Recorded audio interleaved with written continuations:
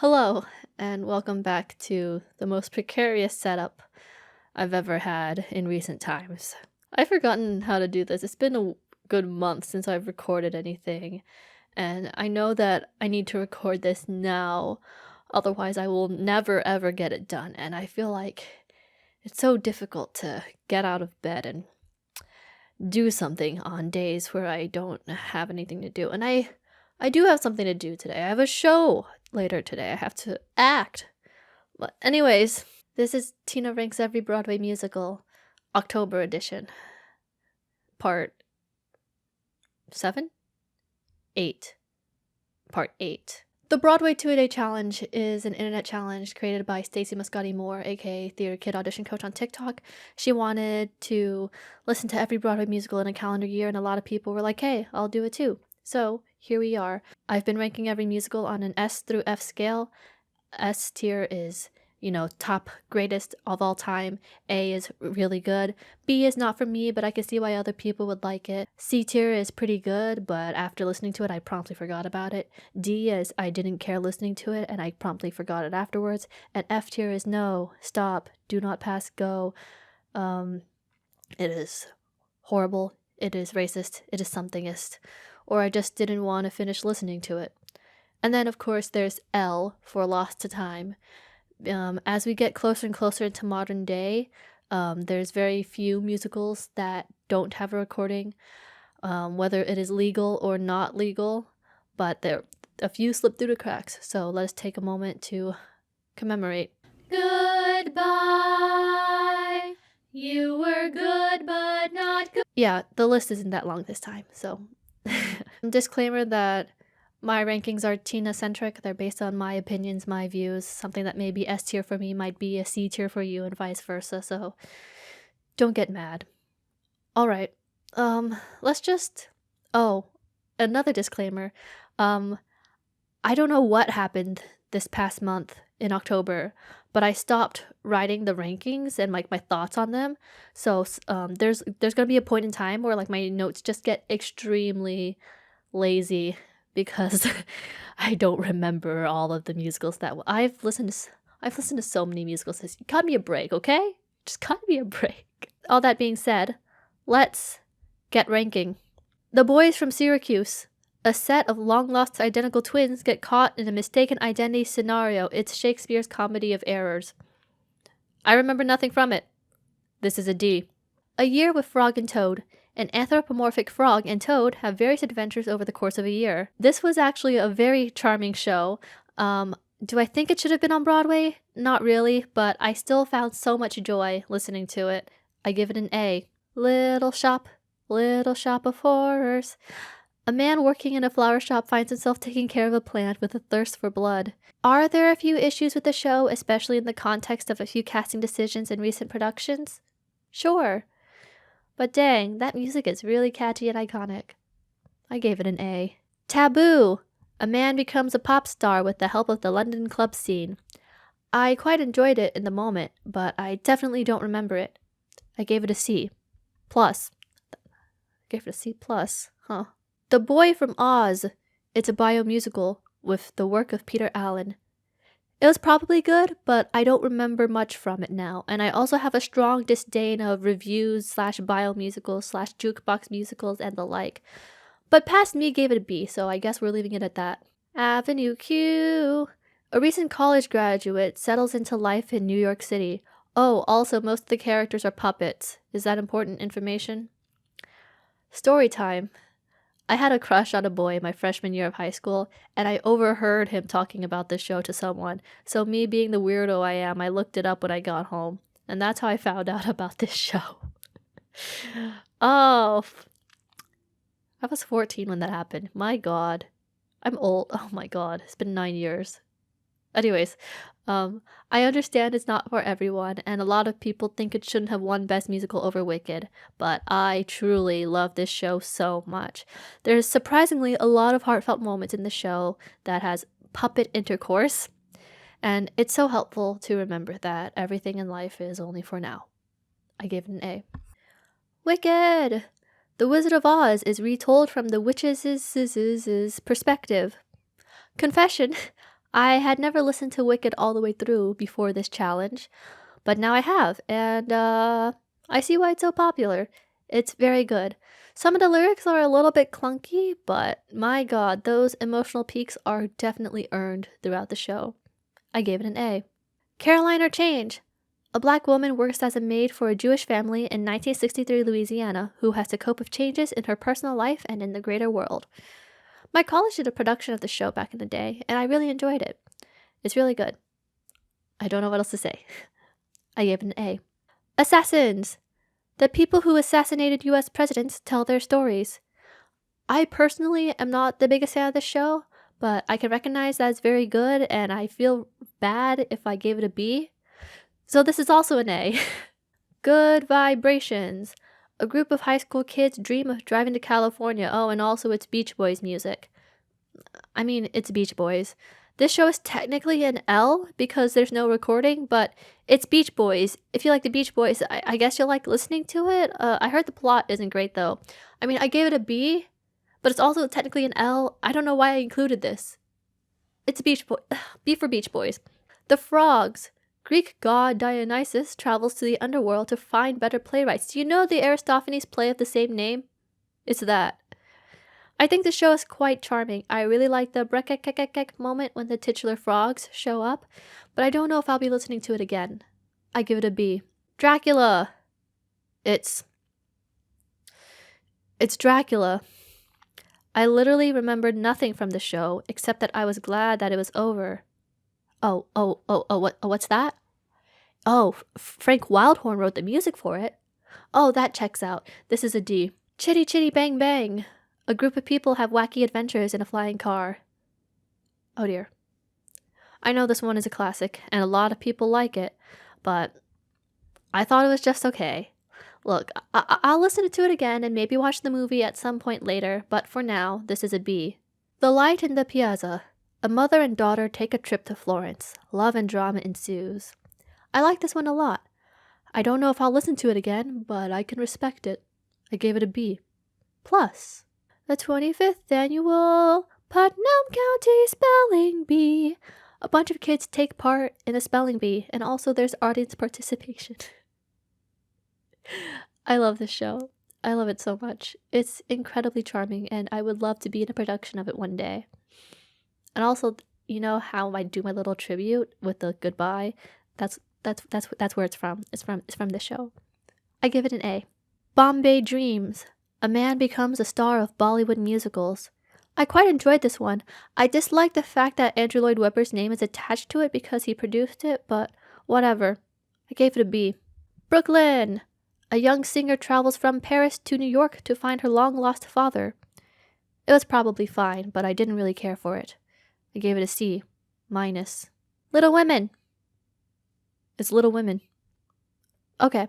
It's good.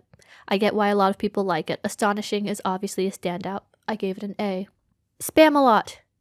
Do you know Monty Python and the Holy Grail? It's that, but musical. I enjoyed this show as a spoof of other musicals. Do I think it did it as well as other shows such as, well, I don't know, You're in Town? No, not really. It's still a fun time for the most part. I give it an A. Minus. All Shook Up. People fall in love or something. I don't know. It's a jukebox musical of Elvis Presley. That's the big selling point here. I mean, if you like Elvis Presley, I guess you'll have a good time or whatever. I gave it a B plus. I gave it a B plus. I guess. Yeah, I guess the music was fun. Yeah, that makes sense. Ring of Fire. Various people live their life or something. I don't know. It's a jukebox musical of Johnny Cash. That's the big selling point here. I don't know. Something about 2 hours of Johnny Cash really peeved me. So I gave it a D. I'm losing my mind, my god. Okay, anyways, let's keep going. Lestat. A man becomes a vampire and then proceeds to convert just about everyone in his life into vampires. I actually have no words for this one. It's fine. There's a bit of camp in the final line of the show, but I don't really care for it too much. I gave it a C. For camp. The Wedding Singer. A wedding singer finds love, probably. It was fine. Charming, even. I can't say I remember it too well. I gave it a C. Plus. C plus. I always surprise myself with my C pluses. The Drowsy Chaperone. A man plays a recording of a jazz-age musical while providing commentary on it to the audience. I think this one was pretty fun. I feel like I need to see a production in order to fully get it, but from what I got from the recording, it sounds like a good time. I give it an A. Tarzan. A boy grows up in the jungle when a group of explorers come across him and his chimp community. It's Tarzan. You know Tarzan. I remember nothing from it. I give it a C. Minus. Jersey Boys. It's a jukebox bio-musical at the Four Seasons. I mean, if you like Four Seasons, you're gonna have a good time. I don't know, my disdain for jukebox musicals could not be overpowered. I give it a B. Lennon. It's a bio-musical of John Lennon. There technically isn't a recording, and I couldn't stand to finish the slime tutorial, so I gave it an F. Sorry, John Lennon. Dirty Rotten Scoundrels. Two con men try to scheme rich women out of their money. Drama ensues somehow. I'll be honest, I listened to this one while my sinuses were suffering, so my attention kind of wavered in and out. I did appreciate how the album had a message to stop listening if you hadn't seen the musical yet to avoid spoilers, and I thought that was very charming. I listened to it all the way through, obviously, but anyways, I gave it a B. The Woman in White. A man arrives to an English country estate to teach art to two orphaned half-sisters, and oh boy, the playbill blurb does not even begin to cover what happens in this show. Andrew Lloyd Webber. Certain aspects of the show give off major Love Never Dies vibes, especially in the dialogue portions of the recording. But, I actually wasn't too mad about it. I won't be listening to it again, because it is 2.5 hours. But yeah, it's fine. I give it a B. The Color Purple. A woman grows up. That's the simplest way to put it, but I promise it's much more emotionally impactful. I love the music of The Color Purple. I got the chance to see Cynthia Erivo perform back in 2016, and oh my god, it is a life-changing experience. We won't talk about Alice Walker and some of her recent thoughts, but the Broadway show is good. I give it an A. Martin Short, Fame Becomes Me. Martin Short begins with a bio-musical, but then changes it halfway to make it more interesting. This was a fever dream. I really mean that. Martin Short got struck by lightning. Several celebrities made appearances to raise funds or something like that. The show claims to be an autobiography, but it's not really an autobiography if the actor gets struck by lightning and dies, is it? I give it a C. Grey Gardens. A mother and daughter who hole up in their home recall their life. Oh, and also they're related to Jacqueline Kennedy. I think the show as a concept is fascinating. And I hate to say this, but I'm gonna have to listen to it again. For now, it's a B. The Grinch Who Stole Christmas.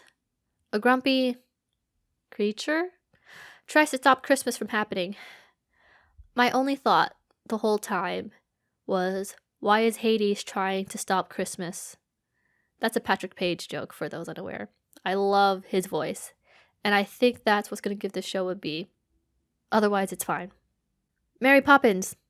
A magical nanny comes to take care of two children. I think the new music composed for this show is great. Fantastic. I'm not a big fan of the classic songs from the movie becoming musical theater-ified, but that may just be because I have a heavy attachment to the movie. I think the musical as a whole has a lot of promise. I give it an A. High Fidelity. A man copes with a breakup by making top 5 lists. I think that's about right. I liked the music of this one, but I'm not so sure about the story being about a man being sad because his girlfriend left him. I simplified it, but something feels off, you know? I gave it an A-. Spring Awakening. A group of school children experience love, death, and other concepts that their parents don't talk about. Look. I'm not saying that this was my comfort show in high school, but this was my comfort show in high school. I love the adaptation of a classic work set to music that screams teen angst and has a powerful message about what happens when adults don't talk to their kids about taboo subjects. This is an S tier, obviously. I think it was at this point that I stopped writing notes every day. So from here on out, the notes are going to be a bit more truncated and weird. Okay, great. Curtains. A leading lady is murdered on opening night, leading to a musical whodunit mystery. This one was really fun. I would love to see a production of this one day. I give it an A. The Pirate Queen. A woman is a pirate in 16th century Ireland. My big takeaway from it was, what? A woman pirate? Women can't be pirates. Ultimately, I didn't finish listening to it. This is an F. Legally Blonde. A woman goes to Harvard to become a lawyer after she gets dumped by her boyfriend. Okay. Call me crazy, but I actually love Legally Blonde. It's funny, it's charming, the music is all bops, and the emotional climax of the show is extremely cathartic, which you would not expect from this kind of show. I gave it an S. Yeah. Yeah. Yeah. Love music. Kurt Weill and his wife Lotte Lenya fall in love and deal with being partners through the former's music. It was probably fine. I don't remember it. I gave it a C. Xanadu. A Greek muse goes to inspire people in California, falling in love along the way. My college did a production of this back in the day. I can't say I understood what was going on, not because the music is bad. The music is quite good. I was confused simply because the plot is truly a fever dream. It's a B. We're not going to try to get into it. It's a B. Young Frankenstein. The grandson of Dr. Frankenstein attempts to continue his legacy. Chaos ensues. I quite enjoyed this one. I'll have to listen to it again when I'm free from this challenge next year. I give it an A. The Little Mermaid. It's The Little Mermaid. Okay, yeah, I really like this one a lot. I'm not the biggest fan of the shell has all the magical powers of the ocean plot point, but The Little Mermaid's music works so well with a Broadway adaptation. I give it an A. Passing Strange. A musician travels around the world in search of spiritual clarity. I actually do not remember this one. This is a D. In the Heights. A group of people living in Washington Heights experience life as seen through the eyes of a bodega owner.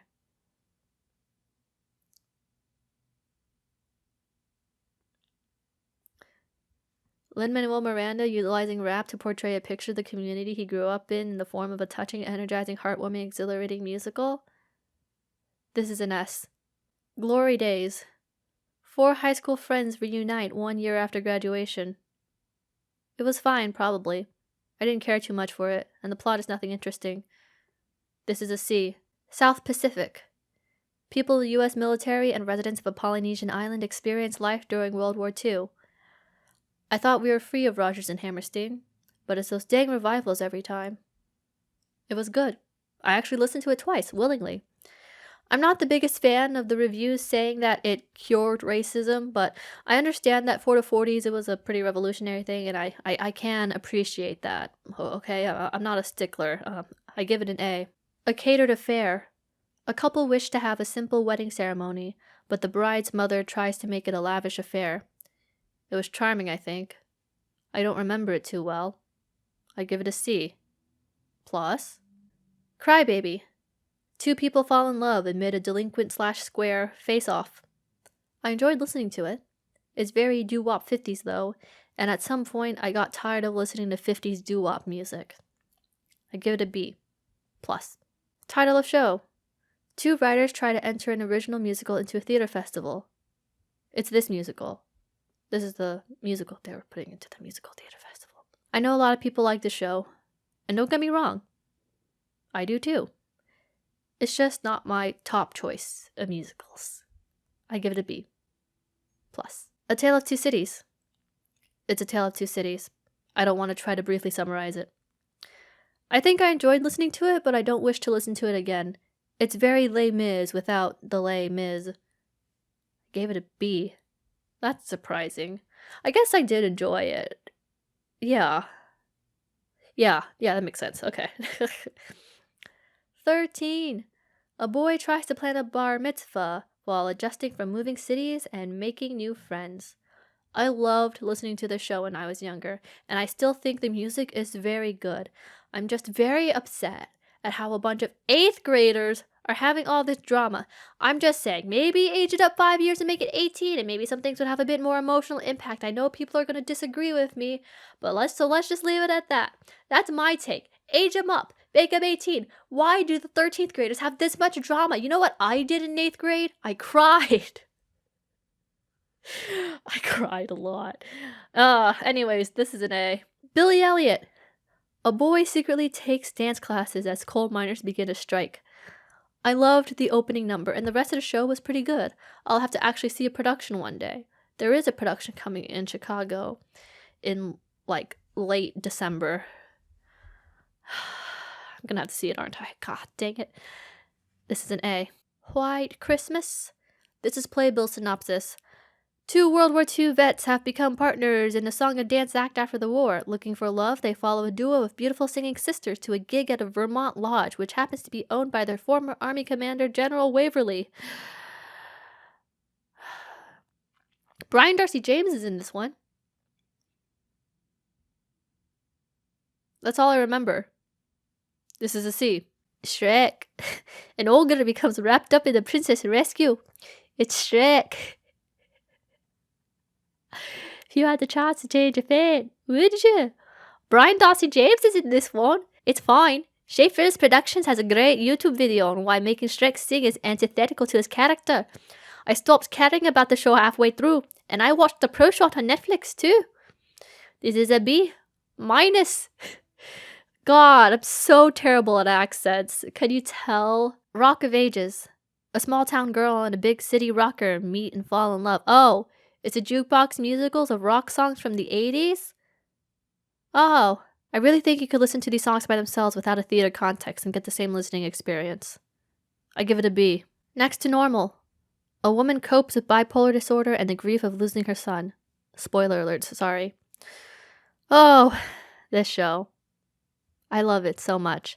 I think some of the lyrics and rhyme schemes are a bit weak, but overall this show is so impactful and has meant a lot to people who struggle with mental health. So this is an A. 925. 3 women conspire to overthrow their boss and make changes in their workplace. You know, it's a fun time. I won't deny that. The titular song is very catchy. I gave it an A. The story of my life. The story of my life. An author tries to write a eulogy for his friend and reflects on their relationship. It's very charming and gives off a lot of Sondheim-esque vibes. I don't think it should have been on Broadway though. I give it a B. And finally, coincidentally landing on Halloween when we did the challenge. The Addams Family. A creepy, kooky, mysterious, spooky, altogether ooky family is put to the test when outsiders come over for dinner. Yeah, it's a good time. Okay, that's it. That's literally all I wrote. I don't know what else to tell you. This is an A. And that is all the musicals for the month of October. So tired. Oh, remember last month when I said that I was going to go see a production of Ragtime and tell you my further thoughts on it? Here are my thoughts on Ragtime, and this is me kind of like word vomiting, so excuse me if I don't sound very literate. It's very long. What it's so long and what for? And I think they place a lot of focus on Coalhouse and his story, and it's there's an extreme imbalance within the 3 classes of the stories of the families whose stories that they're trying to tell, because like the immigrant family, he goes from like nothing to like riches, and he's like, oh, that's it. His story is done basically by Act 1, and Act 2 is just him being successful, and there's nowhere else to go for him, and that doesn't make sense to me. And it doesn't make sense to me how the father suddenly has a change of heart at the very last second. And I understand, characters can have changes of heart, and like it's theater, so changes of hearts have to be like really like dramatic and like last minute and stuff, but it doesn't make sense to me. And watching this with my friends who also had thoughts about it, it's like, we don't need to see more Black people die on stage. We don't need it to be some sort of like trauma showcase. And how strange is it that the only two characters who die in that show are black? I mean, the music is so good, and like the people that I saw perform in it, oh my god, fantastic. But I think I'm gonna leave Ragtime at an A, but it's gonna be a very hesitant A. Yeah. Okay, anyways, thanks for tuning in to Tina Gives Her Thoughts Impromptu about musicals. Make sure you like and subscribe. I'm literally the worst YouTuber ever. Oh my god. Today's November 18th when I'm recording this, so I'm very late into the process. And I'm doing the same thing again where I stopped writing notes for like the musicals that I'm listening to, even though I'm doing the two a day. I'm listening to musicals every day on schedule. I am on schedule, but I'm just like something's not clicking. Where like I can't write it down, so I have to like I feel like I'm in school again, like doing everything at the last minute. Whew. But anyways, thanks for tuning in to me deadpan my thoughts about musicals this month. Maybe in 2 weeks or so when I actually do November's rankings, I'll be more enthusiastic. Do I have anything else to say? I won't promise any new content because I know I promised stuff last time and then I didn't post it, so but we'll just we'll see. I'll be back when I'm back. You know me. You don't come here for the regular content. You come for my sporadic uploads. So I'll see you next time. Okay. Bye.